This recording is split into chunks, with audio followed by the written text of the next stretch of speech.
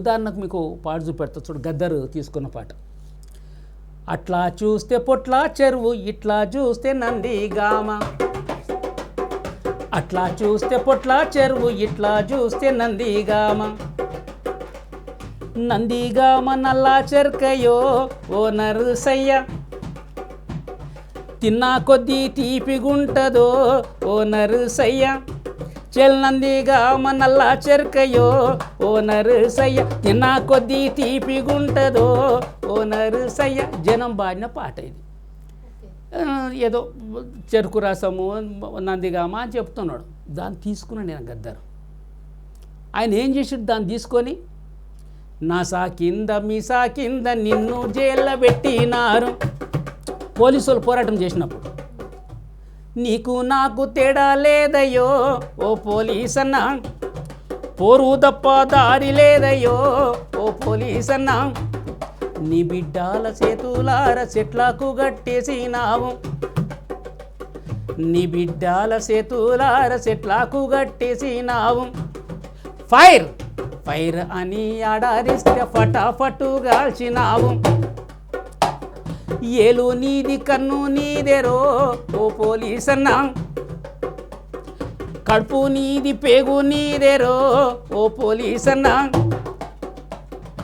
ఏలు నీదే కన్ను నీదెరో ఓ పోలీసన్నా, కడుపు నీదే పేగు నీదెరో ఓ పోలీసన్నా. మలిచేసిండు. అదే విప్లవీకరించడం అంటే. అంటే ఒక సాధారణమైన ప్రజల పాటల్ని ఇప్పుడు చెరుకు నల్ల చెరుకు ఏముంది దాంట్లో, అయితే సాహిత్యం ప్రజలు గొప్పగా మౌఖిక సాహిత్యం అది గొప్పగా పాడుకున్నారు అది. కాబట్టి దాన్ని మరి ప్రజల కోసము మరి ఉన్నట్టు చెప్తే ఎట్లా, ప్రజల్ని ఒక యుద్ధానికి ఒక విప్లవానికి తయారు చేయాలి కదా. కాబట్టి దాన్ని మలిచి విప్లవీకరించడం అంటే గది. కాబట్టి దాన్ని విప్లవీకరించి అయ్యా నాయన నువ్వు అది కాదురా, ఇగో గిది సంగతి, గీ పోరాటం చేయి, గిది మార్పు జరుగుతుంది అని అది తీసుకొచ్చిండ్రు. కాబట్టి అంతవరకు అదే జన్నటిమన్ లెజెండే అది. అంటే జన్నటిమన్ గద్దరు ఉండొచ్చు, వంగపండు ఉండొచ్చు, ఇంకోళ్ళు ఉండొచ్చు, సుధా అంటే ఆయన ఉన్నాడు.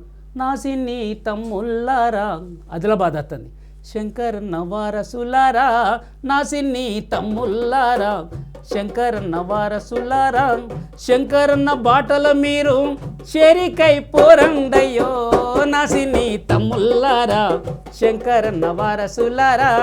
చాలా బెటర్ పాటలు రాసిండు ఆయన, సుధా అని పేరు. కాబట్టి వీళ్ళందరూ కూడా, అందుకే మీరు జన్నాటి పాటల పుస్తకాలు చూడండి, పేర్లు ఉండయి. మీరు ప్రతి దాంట్లో అయ్యో నా పేరు రావాలి, నా పేరు రావాలి, ఇప్పుడు మీడియాలో ఏ ఫోటో రావాలి, నా పేరు రావాలి అని ఎట్లా ఏదైతుందో జన్నాటం అంటే అట్లా కాదు. ఒక స్పష్టమైన రాజకీయ చైతన్యంతో ఉన్న కళాకారులు వాళ్ళంతా. అందుకే వాళ్ళ దాంట్లో ఎవరు పేర్లు ఉండయి.